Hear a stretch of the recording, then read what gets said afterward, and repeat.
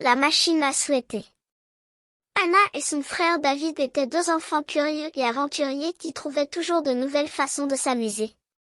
Un jour, pendant qu'ils jouaient dans le sous-sol de leur maison, Anna a découvert quelque chose d'étrange dans un coin sombre et poussiéreux. Elle s'approcha avec prudence et vit une vieille machine au look antique, avec des boutons et des leviers inconnus pour elle. Intriguée, Anna appela son frère pour qu'il vienne voir ce qu'elle avait trouvé. David s'approcha et examina la machine avec soin. « Que penses-tu que c'est ?» demanda Anna.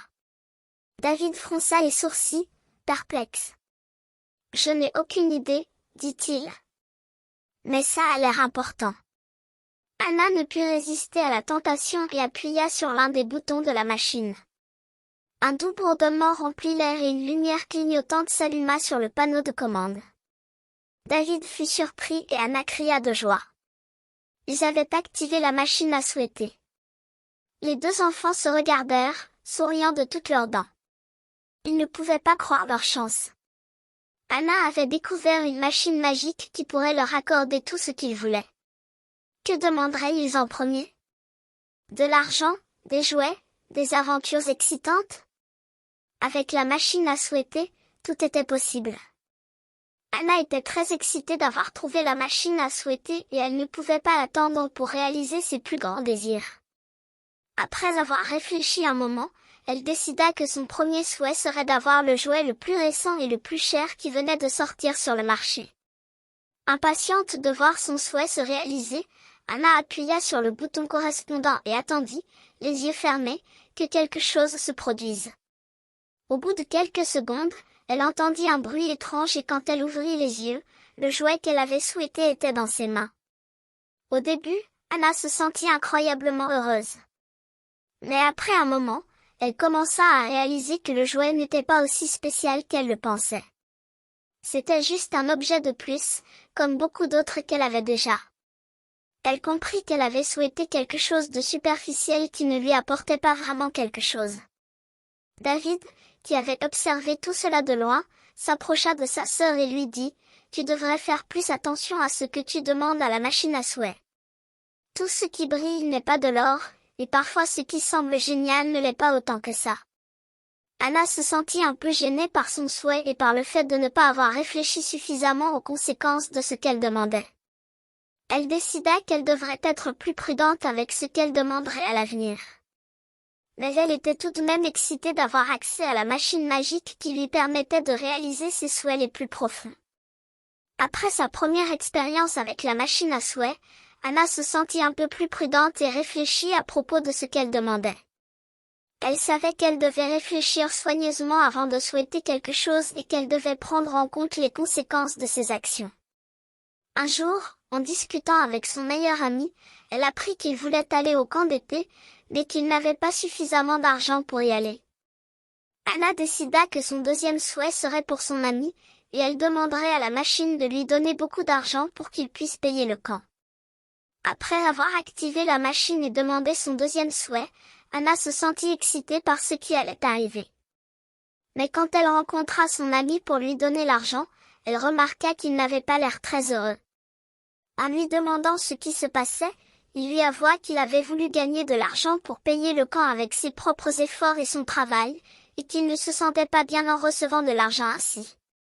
Anna se sentit mal de ne pas avoir pensé à cela avant de faire son souhait, et se demanda si les souhaits de la machine étaient vraiment ce que les gens voulaient.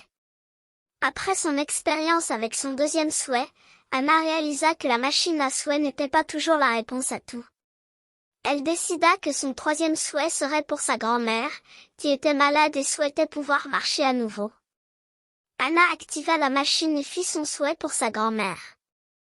À ce moment-là, une lumière brillante illumina toute la pièce et un vent fort souffla autour d'elle. Lorsque tout se calma, Anna remarqua que sa grand-mère se tenait devant elle, complètement guérie et prête à marcher. Mais ils découvrirent bientôt que le souhait avait des conséquences dangereuses pour la santé de sa grand-mère. En marchant, elle se rendit compte que ses jambes étaient très faibles et lui faisaient très mal.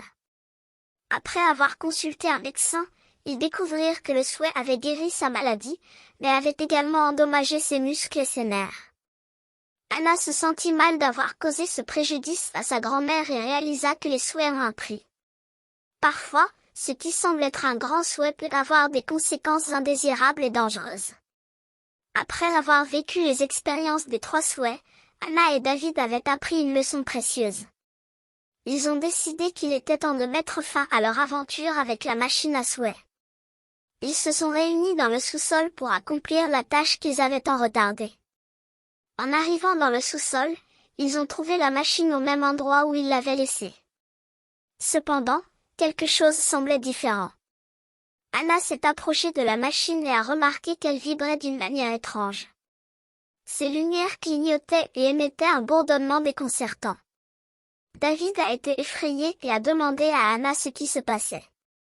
Anna a essayé d'éteindre la machine, mais elle semblait ne pas vouloir être débranchée. Les frères ont essayé de retirer la machine de sa place, mais elle semblait collée au sol.